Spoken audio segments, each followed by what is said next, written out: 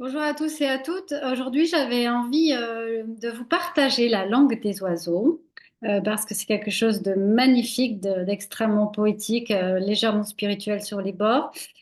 Pour ceux qui connaissent pas, je vous invite à aller découvrir Patrick Burensteinas qui en parle extrêmement bien. Et c'est justement à la suite d'une de ses vidéos que j'ai eu envie de me laisser tenter par cette lecture par rapport à des choses qui concernent finalement tout ce qui peut être l'emprise, les relations toxiques, donc des mots que l'on peut retrouver, des notions que l'on peut retrouver en psychologie et de manière générale. Donc voilà. La première chose à laquelle j'ai pensé quand j'ai pensé comme ça au mot, j'ai pensé au mot être dans la confusion. Parce que quand on est sous emprise, quand on est dans une relation toxique et d'emprise, on est confus, on est dans la confusion. Qu'est-ce que ça veut dire la confusion? Bah, c'est la fusion avec. Con, ça veut dire avec, entre autres choses, ça veut dire beaucoup de choses, mais notamment des choses féminines. Mais donc la confusion, c'est fusionner avec. Et donc, en fait, effectivement, quand on est dans la confusion, parce qu'on est sous emprise, c'est parce qu'on ne sait plus qui on est. On a perdu notre identité. On ne sait plus dire je, on ne dit plus que nous. Et encore, quand on arrive à dire quelque chose, on est en pleine perte d'identité. Voilà, ça c'était le premier mot auquel j'ai pensé. Après, le second mot auquel j'avais pensé, c'était le mot sidération, qui est un très joli mot, je trouve. Pourquoi j'aime ce mot? Parce que dans sidération, il y a sidéral. Donc, il y a le plan sidéral, le plan astral, c'est vraiment très lointain. Et quand on est dans sidération, c'est pas juste, c'est finalement plus fort encore que juste quitter notre corps et être à côté. C'est vraiment partir loin dans les étoiles, le plus loin possible de notre corps matériel. La sidération, c'est partir loin. Et dans le chamanisme, d'ailleurs, il est dit que quand on vit des traumatismes très forts, eh bien, on va perdre des fragments d'âme. Ils vont être comme détacher de nous et rester dans cet ailleurs. Et que l'on revient sur Terre, mais pas totalement en entier. Une partie de nous est restée figée dans cet ailleurs. Et je trouve que c'est des notions très fortes, très puissantes, qui disent beaucoup. Puis j'ai une amie qui m'a fait aussi la réflexion, qui m'a dit, mais dans sidération aussi, il y a l'idée d'être coupé. Parce que dans sidération, il y a la scie. Il y a la scie pour tronçonner les arbres, ben, il y a la scie pour nous découper. J'ai trouvé cette image aussi très belle, j'avais envie de la partager. Et moi, j'ai aussi pensé au chiffre 6 de sidération, parce que j'étais partie du coup dans la sixième dimension plus que la quatrième encore pour dire justement ça va vraiment très très loin.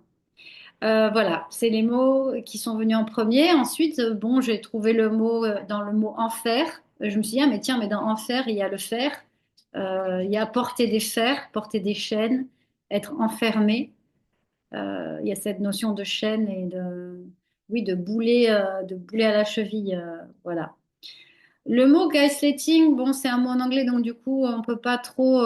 C'est un peu plus compliqué, mais n'empêche que c'est intéressant parce qu'en français, on a l'expression être dans le gaz, c'est-à-dire être pas vraiment là, pas voir clair, ne pas être dans la clarté, être confus, encore une fois, dans une sorte de brouillard, comme s'il y avait de la fumée autour de nous.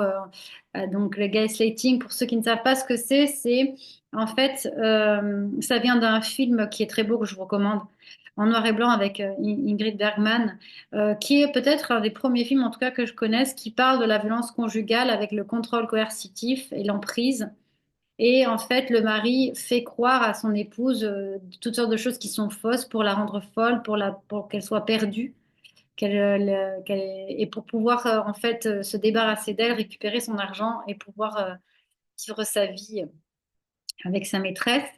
Et il y a ce personnage qui allume les lampes à gaz comme il y avait dans le temps, comme on peut voir dans Mary Poppins, ou qu'il y a dans Le Petit Prince, ce personnage qui allume comme ça ses lampes dans l'obscurité. Et donc, ce mot gaslighting a été repris pour parler de ce système de manipulation où on va dire à une personne une chose et puis son contraire. Donc, on la met dans le trouble. Ou alors, on va lui dire, mais enfin, tu te souviens pas, t'as dit ça il y a 5 minutes. C'est pas vrai. Ou on va déplacer des objets et faire croire que c'est elle qui les a déplacés pour, en fait, la rendre folle et pouvoir totalement la maîtriser, en fait. Voilà, encore un dernier mot que j'ai trouvé, qui est le mot doute. Doute, je me suis dit, tiens, dans doute, il y a doux.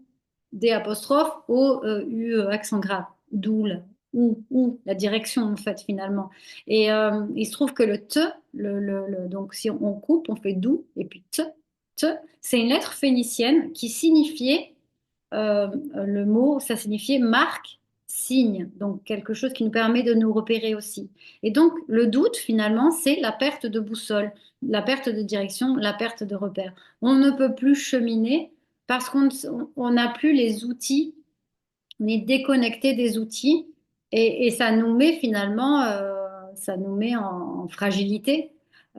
Et ça permet à l'autre de prendre la place et de dire suis-moi, c'est par là. Voilà, je vous ai fait mon petit délire de langue des oiseaux. Et puis si j'en ai d'autres, sur d'autres thématiques, eh ben, je ne me gênerai pas de vous en faire profiter avec mon petit bec. Délire. N'hésitez pas si vous avez vos propres délires, vos propres idées sur la question, vos propres mots que vous avez envie de décortiquer, que ce soit par rapport au son, mais aussi par rapport à l'étymologie, parce que l'étymologie, c'est la source, c'est l'archéologie des signifiants avec lesquels nous essayons tant bien que mal de communiquer au sein de cette espèce humaine incongrue sur cette planète, dans cet univers intersidéral. Non, voilà, mon petit délire du soir. Et je vous souhaite une belle soirée. Au revoir.